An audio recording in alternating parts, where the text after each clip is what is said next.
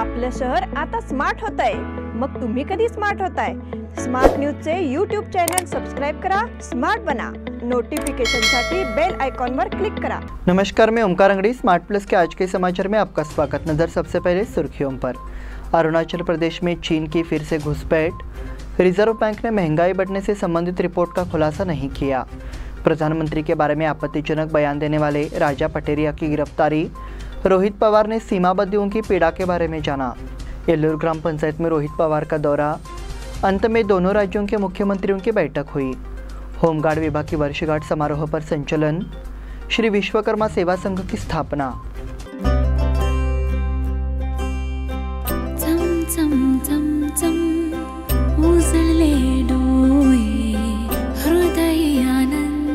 BS Channabasappa and Sons, the Textile Mall at Tilakwadi, Belagavi. कोणताही photo घेण्याआधी पुढे येणाऱ्या अपेक्षित क्षणाची कल्पना मला आधीपासून असते। नमस्कार, मी अमित शिंदोरे। या क्षणांना सुरेख पद्धतीने कॅप्चर करण्यासाठी माझ्याकडे नेहमी एक योजना असते। निकॉनच्या नवीन Z62 सोबत माझ्या कल्पनेपासून ते छायाचित्रपर्यंतचा प्रवास हा अतिशय सहज असतो। कधी काही भावुक क्षण पडद्याच्या मागे लपलेले असतात आणि कधी काही क्षण अचानकपणे समोर येतात। Z62 च्या 14 FPS मुळे मला हे क्षण अचूक पद्धतीने कॅप्चर करता येतात। कोणतीही गोष्ट सांगताना तुम्ही तुमच्या प्रेक्षकांना त्या प्रवासात घेऊन जाता। नमस्कार, मी रंजन झिंगाडे आणि मी प्रिफर करतो नवीन निकॉन Z62। त्याचा आय डिटेक्शन ऑटो फोकस फीचर ती कथा परिपूर्ण करतो। असे मौल्यवान क्षण फार काळ थांबत नाहीत। आता त्याच्या USB पॉवर सप्लायमुळे प्रत्येक क्षण आपण जिवंत बघू शकतो। प्रत्येक लग्न ही एक रंगीत चित्रकथा आहे। आता नवीन Z62 च्या कमाल डायनामिक रेंजमुळे प्रत्येक फ्रेम ही एक रंगांचा अविस्मरणीय अनुभव देते। The all new Z62 is truly a multimedia power house. अब समाचार विस्तार से। एक वेबसाइट ने विश्वसनीय सूत्रों के हवाले से सोमवार को खबर दी कि अरुणाचल प्रदेश के तवांग के यांगत्से सीमा क्षेत्र में पिछले शुक्रवार को चीनी सैनिकों के साथ हुई मुठभेड़ में कई भारतीय सैनिक घायल हो गए। 2.5 साल पहले गलवान में झड़प के बाद ये पहली घटना है जिसमें 20 जवान शहीद हुए। एक रक्षा अधिकारी ने चीन की पीपुल्स लिबरेशन आर्मी और भारतीय सैनिकों के बीच मुठभेड़ की खबरों की पुष्टि की, लेकिन विवरण देने से इनकार कर दिया। अधिकारी ने दावा किया कि मुठभेड़ में भारतीय सैनिकों की तुलना में चीनी सैनिक अधिक घायल हुए हैं। मुठभेड़ में कुछ भारतीय जवानों को गंभीर चोटें आईं और कहा जाता है कि गुवाहाटी के एक अस्पताल में उनका इलाज चल रहा है। सूत्रों ने कहा कि भारतीय सैनिक 600 चीनी सैनिकों से भिड़ गए। 2.5 साल पहले लद्दाख की गलवान घाटी में इस तरह की ये पहली घटना है। 15 जून 2020 को गलवान घाटी में चीनी सैनिकों के साथ हुई मुठभेड़ में 20 भारतीय जवान शहीद हो गए और कई घायल हो गए। कई वरिष्ठ अधिकारियों ने अरुणाचल सीमा पर चीनी सैनिकों के साथ कथित मुठभेड़ की पुष्टि की है, लेकिन विवरण या टिप्पणी देने से इनकार कर दिया। रिजर्व बैंक ने महंगाई बढ़ने से संबंधित रिपोर्ट का खुलासा नहीं किया। जनवरी से सितंबर 2022 की अवधि के दौरान देश की महंगाई दर को 6% के भीतर बनाए रखने का लक्ष्य था, लेकिन ये हासिल नहीं हो सका। केंद्रीय वित्त राज्य मंत्री पंकज चौधरी ने सोमवार को लोकसभा में एक लिखित प्रश्न के उत्तर में बताया कि मुद्रास्फीति की दर को 6% के भीतर रखने में विफल रहने के कारणों को स्पष्ट करने वाली भारतीय रिजर्व बैंक की रिपोर्ट का खुलासा नहीं किया जा सकता है। चौधरी ने कहा है कि रिजर्व बैंक के नियमों के मुताबिक इस तरह की रिपोर्ट प्रकाशित नहीं की जा सकती है। RBI पिछले 3 तिमाहियों के लिए निर्धारित 6% महंगाई दर के लक्ष्य को हासिल क्यों नहीं कर पाया है। तेलुगु देशम के सांसद जयदेव गला ने लोकसभा में एक अतारांकित प्रश्न पूछा था कि रिजर्व बैंक द्वारा केंद्र सरकार को सौंपी गई अपनी रिपोर्ट में दिए गए स्पष्टीकरण का विवरण क्या है। चौधरी ने सोमवार को इसका लिखित जवाब दिया। उत्तर में कहा गया है कि मुद्रास्फीति की औसत दर लगातार 3 तिमाहियों से निर्धारित 6% के लक्ष्य से ऊपर बनी हुई है। प्रधानमंत्री के बारे में आपत्तिजनक बयान देने वाले राजा पटेरिया की गिरफ्तारी। कांग्रेस नेता और मध्य प्रदेश सरकार के पूर्व मंत्री राजा पटेरिया को गिरफ्तार कर लिया गया है। प्रधानमंत्री नरेंद्र मोदी को मारने के लिए तैयार रहो कहने वाले आपत्तिजनक बयान के लिए पुलिस ने हथकड़ी लगाई है। पुलिस ने राजा पटेरिया को मध्य प्रदेश के दमोह स्थित उनके आवास से गिरफ्तार किया है। राजा पटेरिया ने कहा कि अगर हमें संविधान बचाना है तो मोदी को मारने के लिए तैयार रहना चाहिए। नरेंद्र मोदी चुनाव खत्म कर देंगे, वे सभी को धर्म, जाति, भाषा के आधार पर बांट देंगे। दलितों, आदिवासियों और अल्पसंख्यकों को खतरा है। अगर हम संविधान बचाना चाहते हैं तो हमें मोदी को मारने के लिए तैयार रहना चाहिए। रोहित पवार ने सीमा बंधुओं की पीड़ा के बारे में जाना। राष्ट्रवादी कांग्रेस पार्टी के विधायक रोहित पवार ने मंगलवार को बेलगाम का दौरा किया। मराठी नेताओं से मिलने के बाद उन्होंने सीमावर्ती निवासियों की भावनाओं को जाना। उन्होंने शहर के अलग अलग हिस्सों में जाकर मराठी भाइयों की समस्याएं सुनी। इसके बाद मध्य महाराष्ट्र एकीकरण समिति के अध्यक्ष दीपक दलवी के घर जाकर चर्चा की। इससे पूर्व उन्होंने शहीद स्मारक पर जाकर समिति के नेताओं सहित शहीदों को नमन किया। बाद में यहाँ शिवाजी उद्यान में शिवाजी महाराज की प्रतिमा पर माल्यार्पण किया गया। इस समय पूर्व विधायक मनोहर किनेकर, आर.आय. पाटील, प्रकाश मरगाले, एल्लूर ग्राम पंचायत अध्यक्ष सतीश पाटिल, श्रीराम सेना हिंदुस्तान अध्यक्ष रमाकांत कोंडुस्कर और समिति के नेता उपस्थित थे। एल्लूर ग्राम पंचायत में रोहित पवार का दौरा। कर्जत जामखेड़ के विधायक रोहित पवार ने 12 दिसंबर 2022 को एल्लूर ग्राम पंचायत का दौरा किया। रोहित पवार ने महापरिनिर्वाण दिवस के अवसर पर डॉक्टर बाबा साहेब अम्बेडकर का अभिवादन किया और फिर एल्लूर ग्राम पंचायत का सद्भावना दौरा किया। एल्लूर ग्राम पंचायत अध्यक्ष सतीश पाटिल ने माल्यार्पण कर उनका स्वागत किया। इस अवसर पर बोलते हुए रोहित पवार ने एल्लूर ग्राम पंचायत की विशेष रूप से प्रशंसा की। रोहित पवार ने एल्लूर ग्राम पंचायत का निरीक्षण करने के बाद पुस्तकालय और अन्य सुविधाओं को देखने के बाद राय व्यक्त की कि एल्लूर ग्राम पंचायत एक उत्कृष्ट ग्राम पंचायत है। वहीं सतीश पाटिल ने रोहित पवार को ग्राम पंचायत की कार्यप्रणाली की जानकारी दी। इस अवसर पर एल्लूर मंडल महाराष्ट्र एकीकरण समिति अध्यक्ष शांताराम कुकजी, कार्यकारी अध्यक्ष दुड्डप्पा बागेवाडी, रामसेना अध्यक्ष रमाकांत कोंडुस्कर आदि उपस्थित थे। अंत में दोनों राज्यों के मुख्यमंत्रियों की बैठक हुई। महाराष्ट्र कर्नाटक सीमा विवाद के चरम पर पहुंचने के बीच महाराष्ट्र के मुख्यमंत्री एकनाथ शिंदे और उप मुख्यमंत्री देवेंद्र फडणवीस और कर्नाटक के मुख्यमंत्री सोमवार को पहली बार अहमदाबाद हवाई अड्डे पर मिले।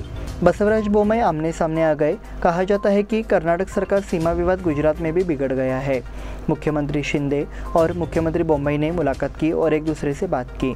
बताया जाता है कि तीनों नेताओं ने इस बात पर सहमति जताई कि उन्हें विवादित बयानों से बचना चाहिए और सुप्रीम कोर्ट के फैसले का इंतजार करना चाहिए। बताया जाता है कि मुख्यमंत्री शिंदे और मुख्यमंत्री बोम्मई के बीच एक महत्वपूर्ण मुद्दे पर चर्चा हुई, लेकिन चर्चा का ब्यौरा सामने नहीं आया है। महाराष्ट्र और कर्नाटक के पत्रकारों और राजनीतिक विश्लेषकों ने यात्रा पर ध्यान केंद्रित किया है। होमगार्ड विभाग की वर्षगांठ समारोह पर संचलन। होमगार्ड टीम की ओर से अपनी वर्षगांठ के अवसर पर शानदार संचलन किया गया। अतिरिक्त जिला पुलिस अधीक्षक महानिंग नंदगवी की पहल पर होमगार्ड एवं नागरिक सुरक्षा दिवस के तहत बेलगाम जिला होमगार्ड फोर्स मोर्चा निकाला गया। मंगलवार को होमगार्ड की टीम ने जिलाधिकारी कार्यालय से संचलन शुरू किया। वहां से चन्नामा सर्कल, काकतीवेस रोड, शनिवार कोट, खड़े बाजार, समादेवी गली, कॉलेज रोड होते हुए जिलाधिकारी कार्यालय पहुंचा। वहां सड़क संचलन समाप्त हो गया। इस मौके पर होमगार्ड कमांडेंट किरण रुद्र नायक सहित अन्य मौजूद रहे। श्री विश्वकर्मा सेवा संघ की स्थापना। रविवार को श्री विश्वकर्मा सेवा संघ की स्थापना की गई। इस आयोजन में विश्वकर्मा समाज के सभी लोग बड़ी संख्या में शामिल हुए। इस कार्यक्रम के मुख्य अतिथि के रूप में बेलगाम दक्षिण विधायक अभय पाटिल मौजूद थे। साथ ही एंजल फाउंडेशन की संस्थापक मीना बेनके, पूर्व विधायक संजय पाटिल, उद्योगपति महादेव चौगुले, नागेश लोहार, संजय सुतार, समाजसेवी संतोष जैनोजी मौजूद रहे। इस कार्यक्रम में विश्वकर्मा पांचाल समाज की समस्याओं को प्रस्तुत किया गया। विधायकों ने समस्याओं के समाधान का आश्वासन दिया। श्री विश्वकर्मा सेवा संघ की पट्टिका का लोकार्पण अभय पाटिल ने किया। श्री विश्वकर्मा सेवा संघ बेलगाम के कार्यकारिणी मंडल का निर्धारण किया गया है। अध्यक्ष रमेश देसुरकर, उपाध्यक्ष हनुमंत लोहार, सचिव राजू सुतार, उपसचिव संदीप मंडोलकर, कोषाध्यक्ष अनिल मुचंडीकर, उपकोषाध्यक्ष ज्योतिबा लोहार चुने गए। इस बुलेटिन में वक्त हो गया छोटे से ब्रेक का। देखते रहिए स्मार्ट प्लस।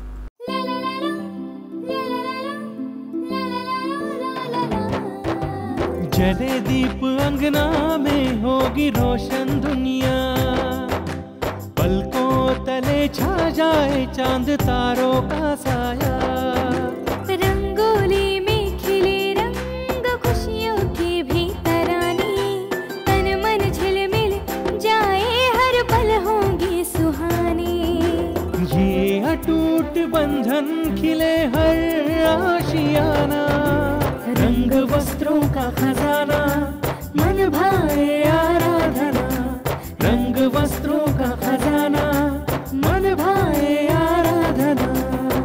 आराधना, मारुति गली, बेलगाम। मन भाए आराधना। बेलगाम वासियों के पसंद में उतरा उड़ान बार एंड रेस्टोरेंट। सोशल डिस्टेंसिंग का ख्याल रखते हुए हमारा स्टाफ देता है बेहतरीन सर्विस का विश्वास। यहां है पार्टी और फंक्शन के लिए 3 आलीशान हॉल, कारपोरेट डिनर मीटिंग के लिए 3 अलग कक्ष, IPL मैच देखने के लिए 3 बड़े स्क्रीन की विशेष सुविधा। इसके साथ ही साफ सुथरा किचन, जहां हमारा वेल क्वालिफाइड स्टाफ देता है क्वालिटी और हाइजीनिक फूड की गारंटी। तो फिर खाने की हो बात तो आना परिवार के साथ। उड़ान बार एंड रेस्टोरेंट, लिंगराज कॉलेज के पास, बेलगावी। फोन 0831 2435 ब्रेक के बाद फिर से आपका स्वागत। बढ़ते हैं अगले समाचार की ओर। मार्च-अप्रैल 2023 में होने वाली 10वीं की परीक्षा के लिए बेलगाम शैक्षिक जिले के 33,152 छात्रों ने आवेदन किया है। शिक्षा विभाग ने सोमवार को 10वीं कक्षा की परीक्षा की अंतिम समय सारिणी घोषित कर दी। इसके मुताबिक 10वीं की परीक्षा 31 मार्च से शुरू होगी। परीक्षा का फाइनल पेपर 15 अप्रैल को होगा। 10वीं की परीक्षा के लिए आवेदन प्रक्रिया चल रही थी। इस प्रक्रिया के पूरा होने के बाद बेलगाम एजुकेशनल डिस्ट्रिक्ट के फ्रेशर्स और रिपीटर्स छात्रों ने परीक्षा के लिए और आवेदन दाखिल किए। बेलगाम शहर, रामदुर्ग और सौंदत्ती तालुकों में 10वीं की परीक्षा देने वाले छात्रों की संख्या अधिक है, जबकि खानापुर और कित्तूर में परीक्षा देने वाले छात्रों की संख्या कम है। समाज सेवी का जन्मदिन समारोह। सामाजिक कार्यों में हमेशा अग्रणी रहे सामाजिक कार्यकर्ता अब्दुल दुबईवाले का जन्मदिन उनके दोस्तों और परिवार ने अनोखे अंदाज में मनाया। हमेशा सभी धर्मों की समानता की भावना के साथ काम करने वाले अब्दुल के जन्मदिन के लिए सभी धर्म मित्र और परिवार एकत्रित हुए। उन्होंने अब्दुल दुबईवाले के जन्मदिन के मौके पर बधाई और शुभकामनाएं दी। अब्दुल दुबईवाले, जो पेशे से एक रिक्शा चालक है, हमेशा समाज के कल्याण के लिए काम करते हैं। उन्होंने विभिन्न संस्थाओं के माध्यम से समाज सेवा की है। उनकी महिमा करके नागरिकों ने उनकी सेवा का सम्मान किया। प्रवीण किल्लेकर, अनिल मुदकेकर, नंदू उंदले, अशोक कुराडे, संजय पवार, विनायक कोलेकर, कृष्णा गवली, अजित गवली, आसिफ भुजलेकर, दिगंबर कामले, शाहनूर अफान, जावेद हुबली, जाफिर मुल्ला, अंसार शेख, सलीम, खलील बिस्ती आदि ने पहल की।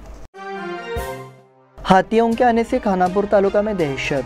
खानापुर तालुका के भुरुनकी और करीकट्टी इलाकों में हाथी आ गए हैं। इससे तालुका में दहशत का माहौल बन गया है। 4 शावकों के साथ 17 हाथियों के झुंड ने शनिवार सुबह 20 एकड़ क्षेत्र में 11 किसानों की धान, मक्का और गन्ने की फसल को भारी नुकसान पहुंचाया। हनुमंत अमरापुर, तिम्मना अमरापुर, राम अंबरपुर, मनोहर पाटिल, मुरलीधर पाटिल, अर्जुन वड्डर, गुंडू साहब साहूकार, मारुति पाटिल, कल्लप्पा पाटिल, बुद्ध हेरेकर, भुजंग पाटिल आदि किसान शामिल हैं। किसानों ने बताया कि ये झुंड दांडेली अभयारण्य से शुक्रवार की रात में ही तवरगट्टी चिंचवाड़ मार्ग से भुरुनकी और करीकट्टी इलाके में आया था। शनिवार की आधी रात से लेकर सुबह सुबह तक वे गांव की सीमा में चावल के ढेर और कटे हुए चावल की कुटाई करते थे। मक्का और गन्ने के खेत गिरे और भारी नुकसान हुआ। सभापति ने दिया योग्य संदेश। विधानसभा अध्यक्ष विश्वेश्वर हेगड़े कागेरी ने महाराष्ट्र एकीकरण समिति की ओर से 19 दिसंबर को आयोजित महामेला को लोकतंत्र का दिया हुआ अधिकार बताते हुए सरकार की आलोचना की है। कर्नाटक विधानमंडल का शीतकालीन सत्र 19 दिसंबर से सुवर्ण सौध में होगा। सोमवार को जब वे तैयारियां का जायजा लेने सुवर्ण सौध पहुंचे तो चैडल पत्रकारों से बातचीत कर रहे थे। उन्होंने कहा, मई समिति को लोकतंत्र द्वारा आम सभा आयोजित करने का अधिकार दिया गया है। कोई भी कार्य संविधान के ढांचे और नियमों के तहत किया जाना चाहिए। हालांकि उन्होंने कहा कि इस सम्मेलन को लेकर स्थानीय प्रशासन और राज्य सरकार फैसला लेगी। चोरों को गिरफ्तार कर 3 लाख के आभूषण जब्त। पिछले हफ्ते पुलिस ने हिंडलगा जेल कॉलोनी में घर में घुसकर मालमारुति इलाके में चेन स्नैच करने वाले एक चोर को गिरफ्तार किया। चोर के पास से 1,75,000 के जेवरात और चेन स्नैचर के पास 1,30,000 का मंगलसूत्र बरामद हुआ है। हिंडलगा जेल कॉलोनी निवासी शांता बसवराज परगनावर के घर में 30 नवंबर को चोरों ने सेन लगाई और सोने के जेवर चुरा लिए। वडगांव पुलिस में मामला दर्ज किया गया था। चोरी के इस मामले में मलसर्च गंगापा कोटबाले को गिरफ्तार किया गया। उसके पास से 46 ग्राम सोने के आभूषण जब्त किए गए। सीमा मुद्दे पर सिने निर्देशक नागभरण का विवादित बयान। महाराष्ट्र कर्नाटक सीमा विवाद दशकों पुराना है। इस विवाद को महाराष्ट्र सुलझा रहा है। यदि इस प्रश्न की फिर से जांच की जाती है तो आधे से अधिक महाराष्ट्र को कर्नाटक में शामिल करना होगा, ऐसा विचार कन्नड़ फिल्म निर्देशक TS नागभरण ने कहा। रविवार को भोज में निपानी तालुका कन्नड़ साहित्य सम्मेलन का आयोजन किया गया। वे इस बैठक का उद्घाटन करने के बाद बोल रहे थे। इस दौरान नागभरण ने महाराष्ट्र पर आरोप लगाया। ये बहस कई सालों से खत्म हो चुकी है। ये बताया गया कि अगर कर्नाटक को पुनर्गठित किया जाता है तो आधे महाराष्ट्र को कर्नाटक राज्य में शामिल करना होगा। लिहाजा उनके इस बयान पर सीमावर्ती इलाके में तीखी प्रतिक्रिया हो रही है। एपीएमसी रोड की दुकानों को भी रिस्पांस नहीं मिला। नगर निगम द्वारा निर्मित एपीएमसी रोड स्थित दुकान ब्लॉकों को भी सोमवार को व्यापारियों की ठंडी प्रतिक्रिया मिली। केवल 12 दुकानों की मांग की गई। नगर निगम ने एपीएमसी रोड 43 दुकान ब्लॉक का निर्माण पूरा कर लिया है। इन दुकानों की नीलामी सुबह 10:30 बजे शुरू हुई। इस ब्लॉक के आंशिक कार्य के कारण व्यापारियों ने इस नीलामी प्रक्रिया से मुंह मोड़ लिया। दुकान गंदी है और दुकान के सामने बिजली का कनेक्शन नहीं है। कई जगह तो फर्श भी नहीं लगे हैं। व्यापारियों का आरोप है कि नगर निगम ने जल्दबाजी में इस जमीन को नीलाम कर दिया है। सोमवार का नीलामी प्रक्रिया में 43 में से केवल 12 ब्लॉकों की नीलामी की गई। इसी के साथ स्मार्ट प्लस के आज के समाचार समाप्त हुए। धन्यवाद।